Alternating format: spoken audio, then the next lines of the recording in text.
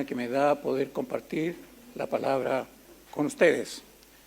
Así que, como ya lo hemos mencionado en las predicaciones anteriores, estamos tratando un ciclo de predicaciones que tienen que ver con confiar en Dios y en diversos aspectos, ¿no es cierto? Al principio, nuestro hermano Eduardo habló acerca de confiar en la voluntad de Dios. Usted sabe que hay una voluntad perfecta de Dios y una voluntad permisiva de Dios, ¿no? Bien, después estuve yo hablando acerca de confiar en el poder de Dios, para lo cual tomé un pasaje, ¿no es cierto?, de la historia de Gedeón, en que casi todos recordábamos la prueba del vellón, ¿no es cierto? Pero este profeta, ¿no es cierto?, este hombre, ¿ya?, pidió muchas pruebas más. Y a veces a nosotros nos pasa lo mismo, pedimos pruebas al Señor, teniendo la Escritura completa. Bueno, después nuestro hermano Guillermo estuvo hablando acerca de confiar en Dios a través de la oración. Bien, hoy día me corresponde a mí hablar acerca de confiando en la palabra de Dios. Y el pasaje central que nosotros que yo he pensado en esto está en Lucas, que leyó nuestra hermana Adriana, pero solo los versículos 32 y 33. Jesús está hablando aquí y dice: de cierto os digo que no pasará esta generación hasta que todo esto acontezca. El cielo y la tierra pasarán, pero mis palabras no pasarán. Y es interesante que Jesús haya dicho específicamente esta palabra en un contexto en que estaba hablando del final de los tiempos. ¿Bien? Bien, para introducir este tema entonces vamos a orar al Señor y vamos a pedir, que Él nos guíe y, como decía nuestra hermana Belén, abra nuestro entendimiento para responder ciertas preguntas que yo les voy a hacer a ustedes. Bien, oremos al Señor. Padre, en el nombre de Jesús, nuestra hermana Belén ya ha orado para que tú abras nuestro corazón, nuestro entendimiento, Padre, para entender lo que tú nos quieres decir en esta predicación. Padre, tú has puesto en mi corazón muchísimas cosas y las he ido concentrando, Señor, en aquello que considero es tu voluntad para esta mañana. Bendice a los aquí presentes, Señor, pero también a todos y cada uno de nuestros hermanos, amigos, que están conectados a través de nuestra transmisión, para que de una u otra forma, Señor, tu palabra cumpla el propósito por el cual tú las vas a plantear en esta mañana. En el nombre de Jesús, amén y amén. Bien, primera pregunta que les quiero hacer. ¿Por qué confiar en la Biblia? ¿Por qué yo debería confiar en la Biblia? Voy a estar hablando durante esta mañana entre la palabra de Dios y la Biblia como sinónimos, ¿bien? Si yo me refiero a la Biblia, me estoy refiriendo a la palabra de Dios, ¿bien? Ok, pero ¿por qué nosotros debiéramos creer en la Biblia? ¿Bien? He escuchado una serie de argumentos que la gente, en términos generales, habla y refería a ciertas estadísticas. Por ejemplo, la Biblia es el libro más vendido en la historia. ¿Sabes cuántos libros se han vendido de la Biblia? Hasta que esta encuesta fue hecha en el año 87. 5.000 millones de Biblias se habían vendido hasta esa fecha. 5.000 millones de Biblias. Consecuentemente con eso, la Biblia es el libro más leído de la historia. También la Biblia ha sido traducida a más de 2.000 idiomas de manera parcial y más de 400 idiomas de manera completa. Y argumentos que parecen interesantes porque estadísticamente hablan de la importancia que la Biblia tiene para la sociedad. ¿Bien? Para la sociedad. Pero escudriñando esto, yo dije, ¿cómo es posible que nosotros podamos establecer los argumentos para creer en la Biblia en estadísticas que son efectivamente reales, pero naturales? Y yo prefiero buscar en la propia Biblia que me diga por qué yo debería creer en la Biblia. ¿Cuáles son los argumentos que la Biblia misma habla acerca de sí misma? En otras palabras, estoy diciendo, ¿por qué Dios ha dejado la Escritura argumentos para que yo pueda confiar plenamente en la palabra de Dios?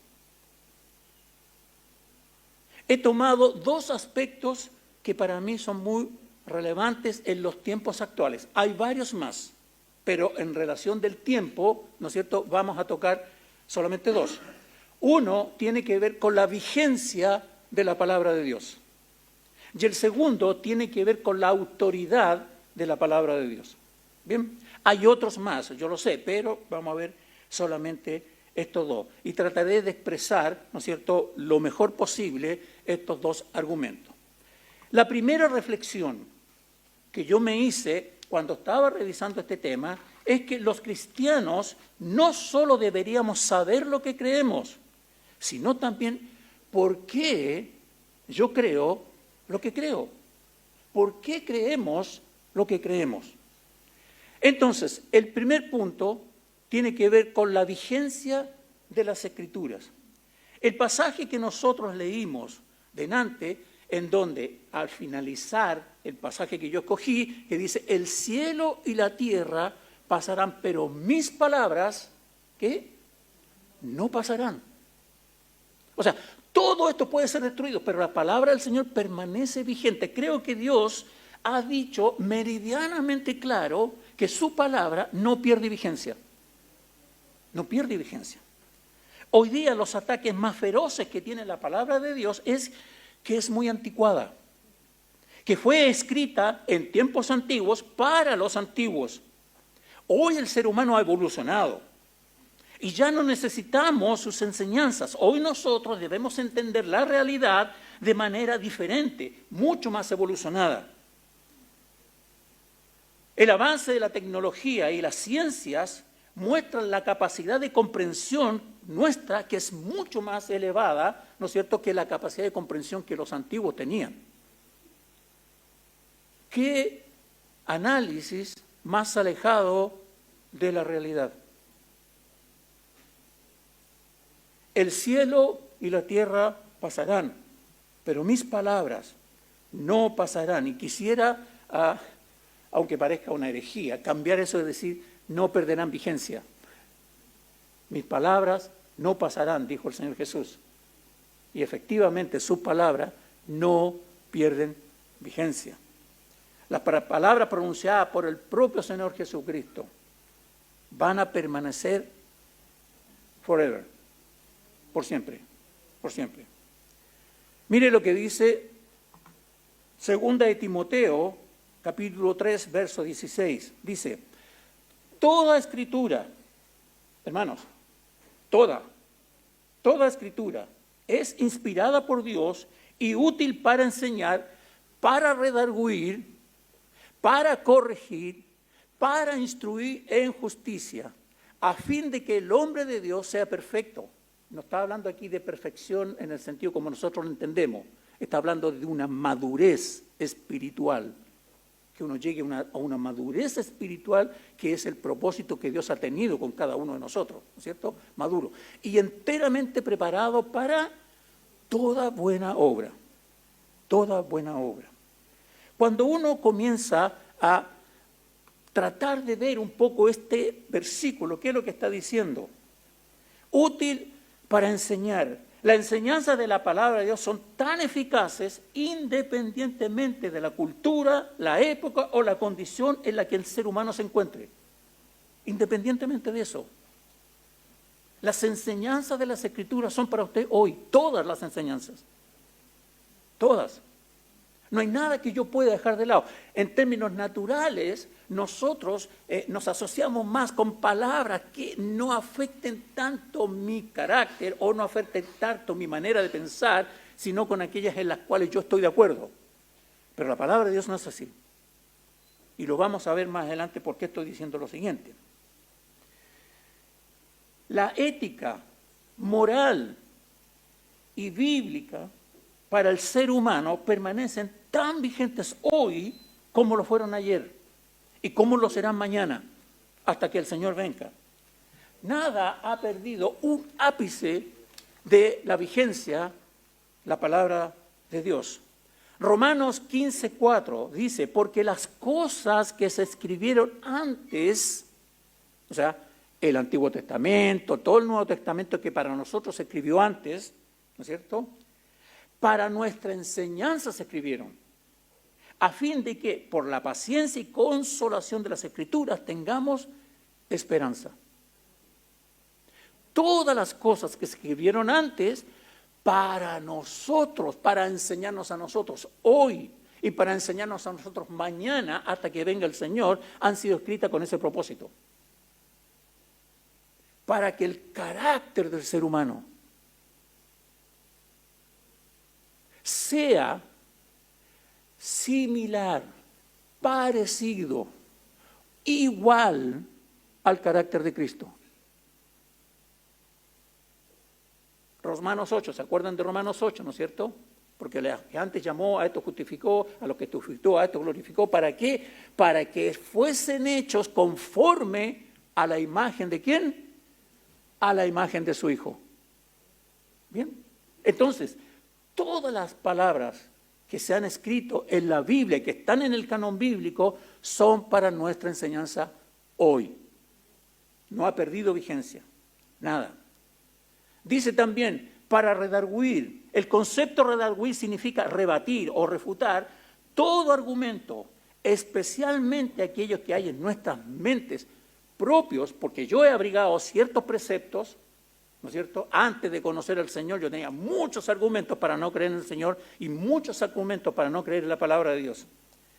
Pero también hoy día hay otros que han sido impuestos por la presión social como nuevas corrientes de pensamiento, mucho más evolucionadas. Falso. La Escritura señala con claridad en 2 de Corintios, capítulo 10, 4 y 5, dice, porque las armas de nuestra milicia no son carnales. Por lo tanto, si alguien me viene a decir algo, yo no puedo agarrarme con al tiro. No, eso sería una reacción carnal. O enojarme. No, es una reacción carnal. Nuestras armas, nuestra milicia son, dice son poderosas en Dios para la destrucción de fortalezas y derribando todo argumento y toda altivez que se levanta contra el conocimiento de Dios, llevando nuestra mente cautivo todo pensamiento a la obediencia a Cristo. Eso, hermano, es muy actual. Eso no es para los antiguos. Eso está tan vigente hoy, porque nosotros tenemos que tener argumentos espirituales, bíblicos, para defender lo que creemos.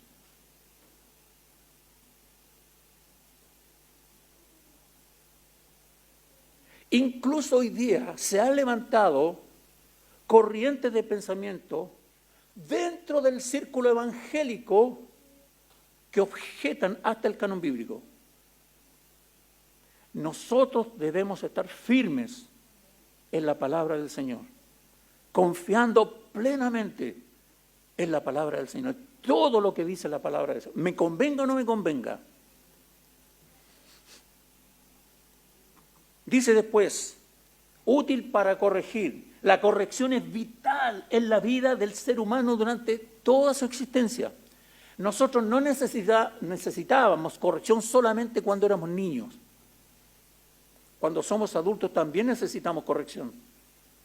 También necesitamos que alguien nos diga cuando estamos equivocados, cuando hemos tenido una mala reacción, cuando hemos tenido un mal argumento. Necesitamos la corrección. Y la corrección de la enseñanza de la Escritura es tan fundamental para nosotros. Ahora nos enfrentamos con un problema con eso, porque nuestra naturaleza, en términos naturales, se rehúsa a aceptar la corrección. No es fácil aceptar la corrección. No es fácil agachar el moño y decir, sí, tienes razón, me equivoqué, cometí un error. Pero Proverbios, capítulo 15, verso 5, dice, el necio, ¿sabe lo que significa necio, no es cierto? Lo voy a decir en palabras más bien actuales. El tonto menosprecia el consejo. El necio menosprecia el consejo de su padre. Esto no es solo para los jóvenes, para todos nosotros. ¿Ya? Mas el que guarda la corrección vendrá a ser una persona prudente. Una persona prudente. Seguimos. Para instruir en justicia. La palabra de Dios es una fuente inagotable de instrucción para la vida del ser humano, para el hombre y para la mujer, para que caminemos por la senda que el Señor diseñó. Ahora, ¿por qué el Señor habría de diseñar una senda para mi vida? ¿Cuál es el propósito que Dios podría tener conmigo para diseñar una senda por la cual yo pueda andar? La respuesta la entrega Timoteo, Pablo, escribiéndole a Timoteo, ¿ya? En el capítulo 3, verso 17. Para que el hombre de Dios sea enteramente preparado para toda buena obra, no para malas obras, porque hay de las dos. Y a veces hacemos buenas y hacemos malas. Entonces, la senda que Dios ha diseñado para nosotros es para que nosotros andemos, ¿ya?, en buenas obras. ¿Se acuerda el pasaje que dice que Dios preparó las buenas obras antes de que el mundo fuese para que nosotros hoy día andemos por ella? Todo el plan del Señor ha sido diseñado para que nosotros andemos por ella. Para que de una u otra forma nosotros podamos reflejar las virtudes de aquel que nos llamó de las tinieblas a su luz admirable. ¿Se entiende, verdad? Dios nos ha llamado de las tinieblas a su luz admirable. ¿Para qué? Para reflejar sus virtudes en mi manera de comportarme todos los días. En mi casa, en el trabajo, en la universidad, en mi matrimonio, en mi familia, con mis hijos, con la familia extendida, con todo.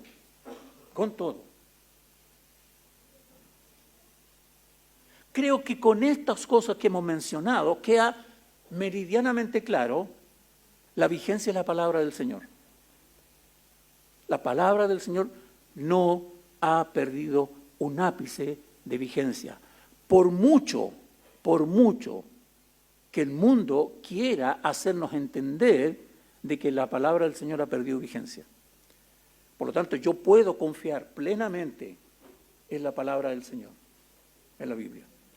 El siguiente punto tiene que ver con la autoridad de las Escrituras.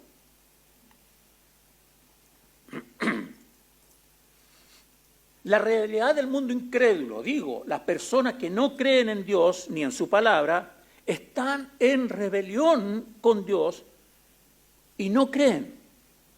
Ahora, uno pudiera decir allí, bueno, da lo mismo que ellos no crean, digamos. Mientras yo crea, la cosa funciona. El punto es que ellos están esforzándose todo lo que pueden por tratar de que nosotros no creamos, igual que ellos. Ellos no creen y no dejan creer a otro. Y se esfuerzan al máximo por desacreditar lo que nosotros creemos. Buscan desesperadamente, ¿ya?, destruir nuestra fe. La palabra de Dios es el libro que ha sido más atacado que cualquier otro libro en la historia de la humanidad. Los escépticos han tratado de destruir su autoridad desde hace más de 2000 años. Para ello la han sometido a controles de todo tipo, sea arqueológicos, sea científicos, sea filosóficos, incluso de hasta ordenadores computacionales. Pero en todos ellos, la Biblia ha demostrado ser la verdad. La Biblia ha demostrado ser indestructible. ¿Se acuerdan en algunos periodos en que ciertos gobiernos quemaban las Biblias? Pero no han podido nunca quemar la Biblia que está escrita en nuestros corazones. Y nunca podrán hacerlo. Nunca podrán hacerlo. Voy a ver tres aspectos, ¿ya?, que la propia Biblia habla acerca de su autoridad, Ciertas evidencias internas. Primero, los autores. Aunque sabemos que el autor material, ideológico y de toda la escritura es Dios mismo, acá nos referiremos a aquellas personas que escribieron o hablaron. Ellos, los profetas, sabían que estaban hablando la palabra de Dios. ¿Por qué? Porque decían, vino palabra de Jehová a mí y dijo. O en otras oportunidades, cuando iban a algún lugar, porque Dios le había dicho que fueran a decir una profecía o algo, ¿no es cierto? El Señor dice, ellos sabían que estaban hablando la palabra de Dios. Ahora, no necesariamente entendían todo lo que decían, porque la palabra del Señor es tan profunda y tan amplia que abarcaba cosas que ellos aún no habían vivido y no iban a vivir tal vez. Muchos profetas dijeron profecías que al final no se cumplieron en su tiempo. Se cumplieron mucho tiempo más adelante. Entonces ellos no podían entender mentalmente, ¿no es cierto?, qué era todo lo que estaban diciendo. Pero en 2 de Pedro, capítulo 1, verso 21, dice, porque la profecía nunca fue traída por voluntad humana, sino que los santos hombres de Dios hablaron siendo inspirados por el Espíritu Santo. Cuando un profeta decía, vino palabra de Jehová a mí, él estaba hablando inspirado por el Espíritu Santo. Por eso había algunas cosas que comprendían y podían, ¿no es cierto?, entender con las cosas que veían, con su propia realidad, pero no estaban entendiendo la profundidad espiritual que ellos tenían. ¿Bien? Así que, lo primero tiene que ver con esos autores. Lo segundo, la unidad de la Biblia. La Escritura mantiene una unidad central en sí misma, a pesar de que, piensen esto, mire, fue escrita en un periodo aproximado de 1500 años. 1500 años, ¿ya?, por más de 40 hombres, todos de orígenes y ocupaciones diferentes, en muchos lugares diferentes que abarcaron tres continentes, Asia, África y Europa. Fue escrita en circunstancias muy diferentes y en épocas de guerra, en tiempos de mucha tristeza nacional, estando en el exilio, en destrucción de la ciudad, en fin. Pero además de ello, ¿ya?, cada escritor tenía propósitos diferentes para escribir. No todos tenían un mismo propósito, cada uno tenía propósitos diferentes, ¿ya?, lo que escribieron, ¿ya? Pero todo lo que escribieron mantiene una unidad que se organiza alrededor de un tema central. Todo lo que escribieron, Antiguo Testamento y Nuevo Testamento, se organiza, pero magistralmente en torno a un tema central. La redención del hombre y de toda la creación por medio de una persona, del Señor Jesucristo. Efesios capítulo 1, verso 10, por ahí, dice que el propósito eterno de Dios que se había propuesto antes de la fundación del mundo, ¿cuál era? El de reunir todas las cosas en su Hijo, en el Señor Jesucristo. Todas las cosas se reúnen en Él. Por eso nosotros decimos que Él es que le da sentido a nuestra vida. El Señor es que le da sentido a nuestra vida. Y la palabra del Señor, que fue escrita en 1500 años aproximadamente por distintas personas, en distintas características, distintas personalidades, distintas épocas, distintos lugares, se reúne y se organiza en ese tema central. ¡Wow! Si no es de Dios eso, no sé qué podría ser. Se hizo un ejercicio hace mucho tiempo atrás en que se reunieron 10 escritores para que estos 10 escritores escribieran algo acerca de un punto que es controversial. Por ejemplo, la religión no es un punto controversial. No sé si usted ha escuchado ese dicho que dice, en la mesa no se habla ni de religión ni de política, ¿no? Bueno, religión no es un tema controversial. Y que escribieron eso 10 personas en la misma época. Y todos escribieron cosas diferentes y que se contradecían incluso unas con otras. Pero estos más de 40 autores en distintas épocas de la historia de la humanidad, todos concordaban en el tema central. Todos concordaban en el tema central. Tercero, la confirmación del Espíritu Santo. El Espíritu Santo nos confirma que la Biblia es la palabra de Dios. En el Evangelio de Juan, capítulo 16, versos 12 al 14, usted lo puede ver ahí, dice Jesús hablando, aún tengo muchas cosas que deciros, pero ahora no las podréis sobrellevar. ¿Bien? Pero cuando venga el Espíritu de verdad, Él os guiará a toda la verdad, porque no hablará de su propia cuenta, sino que hablará todo lo que oyere y os hará saber las cosas que habrán de venir. Él me glorificará porque tomará de lo mío y os lo hará saber. Es el Espíritu Santo que confirma en nosotros que la palabra de Dios es palabra de Dios. Es palabra de Dios. Algunas evidencias de carácter externo.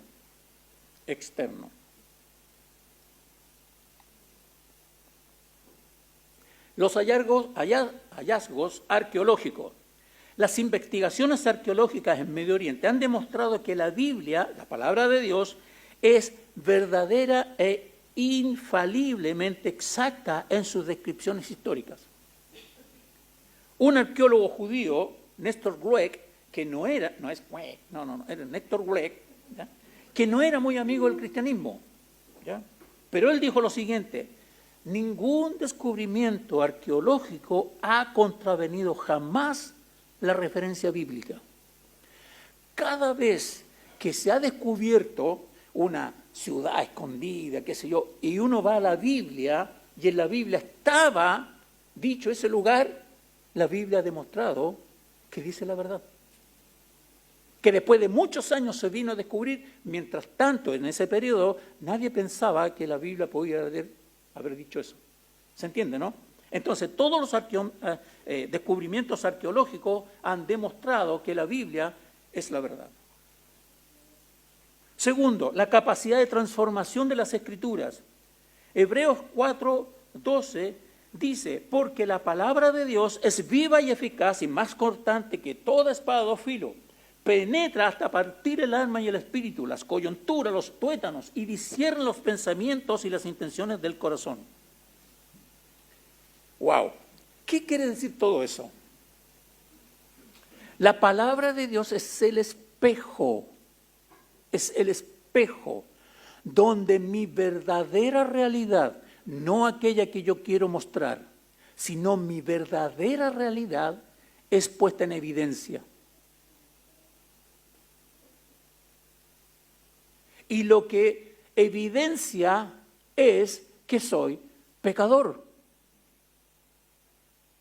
Eso es, somos pecadores, perdonados por el Señor, pero aún en nuestro cuerpo está esta ley de los miembros que nos lleva constantemente al pecado.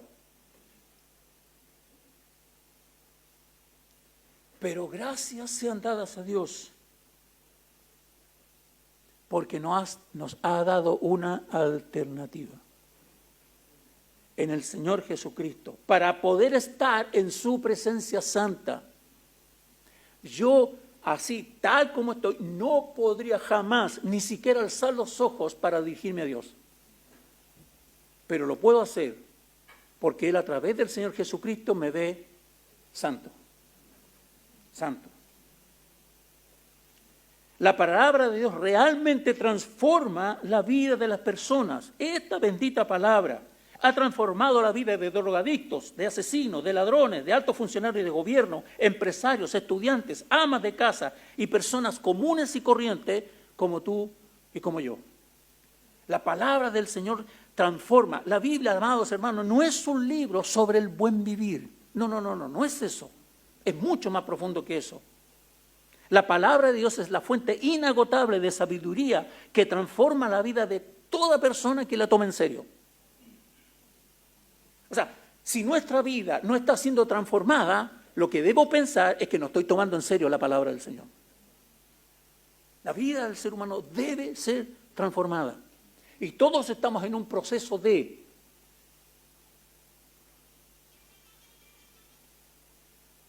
Cuando uno se acerca a la Escritura para leerla, para estudiarla, ¿sabe usted que la Biblia nos dice que nosotros debemos leer la Escritura? Dice que debemos escudriñar la Escritura. Y escudriñar la Escritura es muy distinto a leerla. Mucha gente ha leído la Escritura y la encuentra el libro más espectacular. Tiene de todo. Pero la Biblia es mucho más que un libro. Mucho más que un libro. Nosotros debemos acercarnos a las Escrituras, ¿ya? No solo con la idea de tener un conocimiento intelectual mayor, aprenderme versículos de memoria, preparar un mensaje, preparar una reflexión. Todas las cosas son buenas, son positivas, pero hay algo mucho más profundo que eso. Yo debo acercarme a la Escritura para que lo que voy a leer transforme mi vida, me cambie, que descubra aquellas cosas que están en mi vida que desagradan al Señor, que no corresponden al diseño que Él ha tenido para mi vida. Porque es el Espíritu de Dios hablando a través de la palabra a mi propia vida. A mi propia vida. Tercero y último aspecto que me parece relevante para mostrar la autoridad de la palabra del Señor. Y es las profecías que están escritas en la palabra del Señor.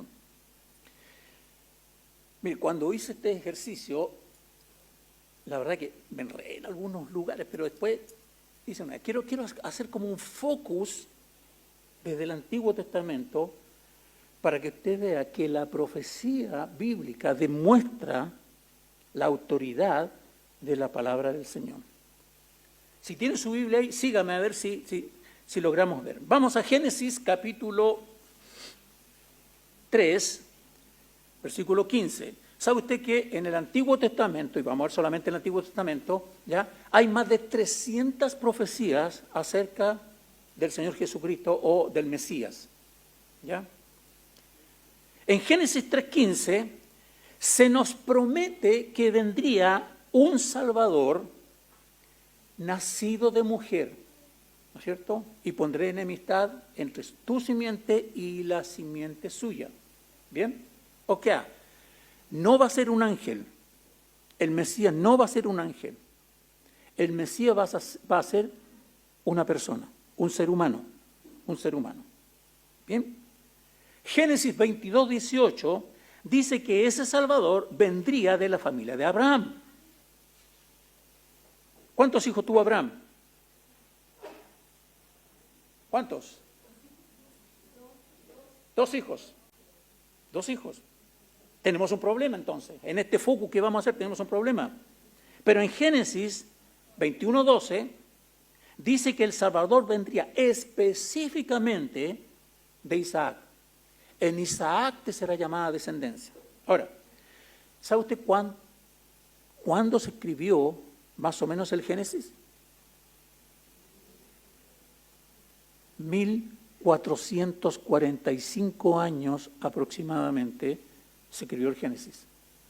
Y en ese entonces se estaba prometiendo este Mesías, que sería nacido de mujer, que vendría de los lomos de Abraham. En ti serán benditas todas las naciones de la tierra, ¿no es cierto? En Isaac, no en Ismael, en Isaac te será llamada descendencia. Bien, Números 24:17 dice que el Mesías saldrá de la familia de Jacob. Pero, ¿cuántos hijos tuvo Jacob? 1 docena, 12 hijos. El problema es mayor entonces ahora, ¿qué hacemos ahora? ¿Cómo vamos haciendo el focus en esta profecía, ¿no es cierto?, concerniente al Mesías? Génesis 49:10 dice que el Mesías saldrá de la familia de Judá. La familia de Judá era una de los hijos de Jacob. Entonces ya sacamos los 11 hijos de Jacob y nos quedamos con Judá. Bien, va siguiendo la línea en este focus. ¿Ok? Isaías 11:1 dice, ahora, de todas las familias de Judá, el Señor escogió una familia. La familia de Isaí. Isaí era una de las familias más chicas, más pequeñas, de la tribu de Judá. Pero Isaí, ¿cuántos hijos tuvo? 8 hijos. Seguimos en un problema. ¿Cuál elegimos?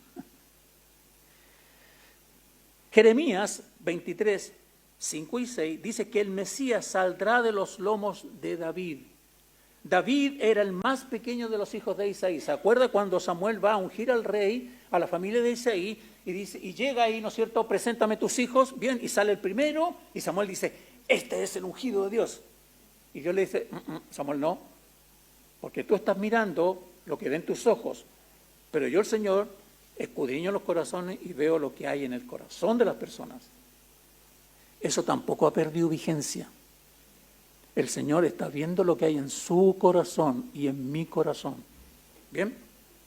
Entonces, y empiezan a pasar el séptimo, sexto, quinto, cuarto, y se acabaron los hijos, po.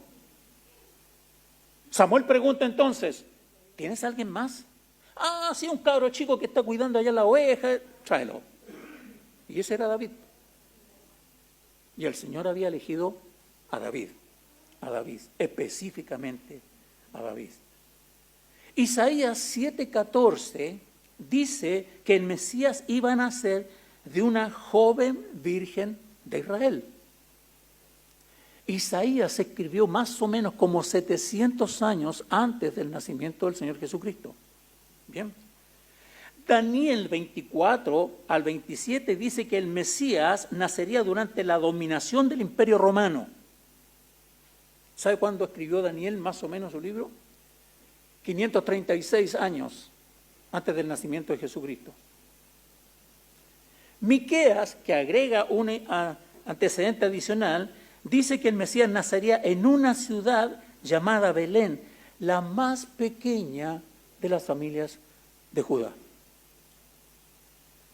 ¿Dónde nació Jesús? En Belén. ¿Bajo qué imperio? Bajo la dominación del Imperio Romano. Todo lo que el Señor prometió desde 1445 años antes y por la historia hasta llegar al Mesías. La misma profecía habla de que la palabra de Dios tiene toda la autoridad porque lo que dice se cumple. Dios no es hombre para que mienta. Lo que dice lo va a cumplir. Y si Él dijo que iba a volver por su iglesia, ¿qué esperamos todos? Que Él vuelva por nosotros. Que Él vuelva por nosotros. Y en el camino Él está transformando su vida y mi vida para que seamos a la imagen de su Hijo. Para que nuestra manera de conducirnos en la vida refleje las virtudes de aquel que nos llamó de las tinieblas a su luz admirable. Creo que todos estos argumentos son bastante suficientes para confiar en la Escritura. No compremos la idea de que la palabra de Dios perdió vigencia.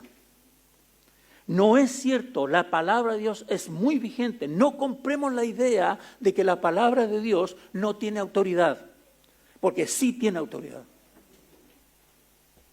Podemos confiar plenamente en la palabra de Dios porque ella es 100% confiable, aún en los momentos más complejos de tu vida, cuando todo parece un túnel oscuro y no hay ni una luz adelante y no veo nada de cómo voy a salir de este sufrimiento. Confía en las promesas del Señor, porque el Señor hará senda aún donde no hay. Él es capaz de crear algo absolutamente nuevo en tu propia vida.